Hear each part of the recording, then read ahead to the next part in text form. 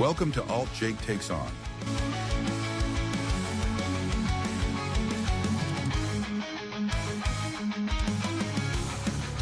And here's AltJake. Hello and welcome to episode 1 of AltJake Takes On. I am your host, AltJake.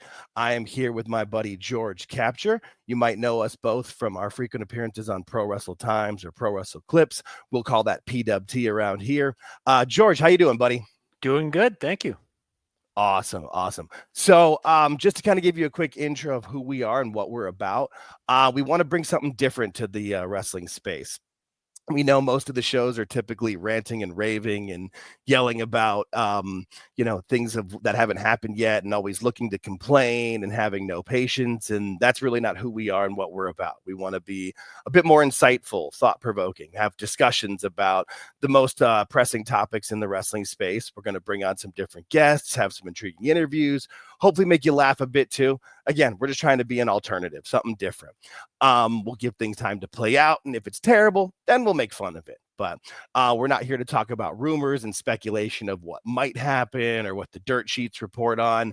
We will not talk about them much at all. They're over 2025 when it comes to real news. And, we don't really care too much about their BS. What we do care about is you, what you're interested in. We want to be interactive. We want you to like, subscribe, leave comments below.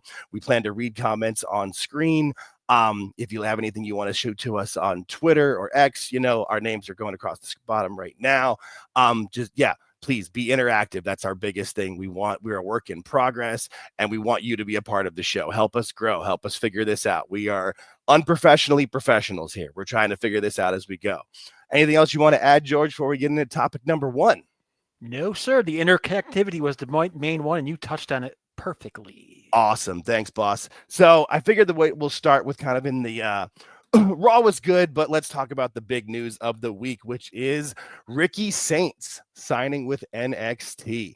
He showed up 2 weeks ago out of nowhere and really made a splash. We found out he was released, less than 24 hours before, and came in. Purposely didn't say the name. I will admit that I was wrong. I definitely thought he was going to keep the name Ricky Starks, but I definitely don't mind the name Ricky Saints. How about you, George? What do you think about it? I'm like you. I didn't like it at first, but then I thought about it, and after a good night's sleep, it made sense. It made sense in the morning. And I'll shout out to Busted Open Radio and Bully Ray. I listened to that interview that he did with Bully and Ricky, and he really explained it where, he's from New Orleans. I kind of thought Ricky Saint might have been better, but I understand it. I mean, it's his favorite team. We know WrestleMania is going to be there for WrestleMania 42. So it makes a lot of sense to me. I totally understand it. I think his first feud being with Ethan Page is great. Even if they're starting with a tag match, just for nothing else, for both guys to prove themselves. I really do think Ethan Page has been great in NXT. For me personally, NXT is the most fun show of the week. It's not the best wrestling show on television, but for me, it's the most fun. I know it kind of skews towards a younger audience, which might not be who we are as people, but I thoroughly enjoy it. As you're a big fan of NXT, aren't you, George? Or at least a decent fan? I watch it. I like the pay-per-views or the PLEs much better than I do the show. I'll give you that. Some of the stuff behind the scenes, but what I like about it is you can see the improvement. Like if you look at somebody like Ren Sinclair or even Lexis King, where when they came in and they improve week to week until they become superstars. Honestly, I mean, it's a pretty good stage too. And the CW, while it might not be the biggest network out there, it's definitely giving them pretty good ratings, and I firmly see it just keep continuing to grow. Yeah, they're gonna make an impression. They're doing what, 600,000-700,000 consistently now. I feel like they've been over 7 and closer to 800,000. We can double check those numbers. Someone can let us know in the comments. But I mean, it's only been going up from what I've seen, aside from the premiere episode. But as we know, that's not usually the most important rating to go off of. Did you see this too? That the Tops already has a Ricky Saints. I don't know if they're the Chrome cards. I don't know too much about card collecting myself, but I see it on social media a lot with them opening packs, and there's autographs, and some of them are supposed to be really special. Yeah, the autograph ones are very valuable. There's only one issued. Right. Or there's like, or I saw with The Rock, there was 10 specific ones of that he had a specific signing of throughout the entire thing, you know, as opposed to whatever. I don't know. It's pretty cool though to see that Ricky's already kind of performing well and being a big star. I mean, it's his first match is going to be outside of the Performance Center in that, what is it, Cincinnati? Is that where they're going to be? I believe so, yeah. I would be surprised if I would be surprised if they don't sell that building out. I'm sure it's not a big building. I know they've been doing more theaters versus arenas, but that's smart. I mean, that's what they are. They're developmental. It's about getting time in front of an audience. Exactly. That's what you have to do.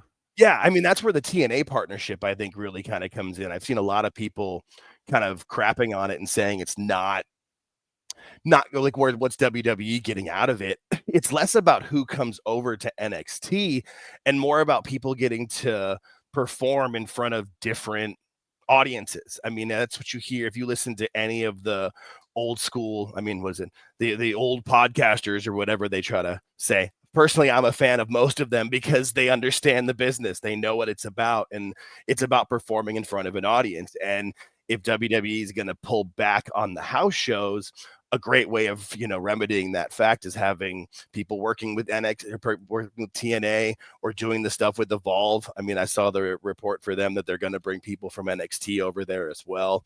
It's just giving them more reps, more repetition. It's a great thing in my opinion.